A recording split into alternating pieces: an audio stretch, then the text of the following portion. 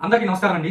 ఈ political election జరిగే hot moment లో ఈ రోజు కొత్త సినిమా చూసి వచ్చాను ఫ్రెండ్స్. ఆ సినిమా రివ్యూ మీతో షేర్ చేసుకుందామని మీ ముందుకు వచ్చాను.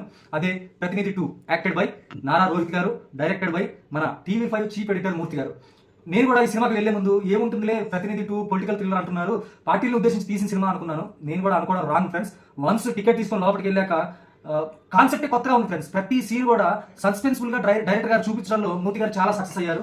కథ నడిచే విధానం ఎక్కడ కూడా ఫస్ట్ నుంచి లాస్ట్ వరకు బోర్ కొట్టిన సన్నివేశాలు ఎక్కడా లేవు ఫ్రెండ్స్. అంతేకాకుండా ఇందులో మంచి మంచి యాక్టర్స్ కూడా యాక్ట్ చేశారు ఫ్రెండ్స్, మంచి సీనియర్ యాక్టర్స్ యాక్ట్ చేశారు. అందుకే సినిమా కూడా ఎక్కడ బోర్ అనిపించలేదు ఫ్రెండ్స్. ఇందులో ఒక 2 పాటలు ఉన్నాయి ఫ్రెండ్స్. ఆ పాటలు కూడా ఎక్కడ కూడా బోర్ అనిపించలేదు.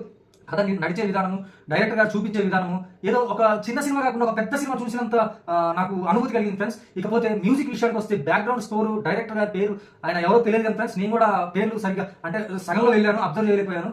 అసలు మ్యూజిక్ డైరెక్టర్ చించి పడేశారు. బ్యాక్గ్రౌండ్ స్కోర్ అద్భుతంగా వాయించారు ఫ్రెండ్స్.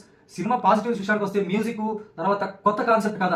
అంటే మన రాజ్యాంగంలో ఒక జర్నలిస్టు తన కర్తవ్యాలను ఎలా నిర్వహిస్తాడు ఈ సొసైటీలో అన్నదాన్ని ఈ ప్రతినిధి 2లో చాలా బాగా చూపించారు ఫ్రెండ్స్. ఓటు హక్కు కలిగిన ప్రతి ఒక్కరు ఈ సినిమా చూడాల్సిన అవసరం ఎంతో ఉంది ఫ్రెండ్స్. అందుకే ఇలాంటి మంచి సినిమాని ప్రతి ఒక్కరు చూడండి.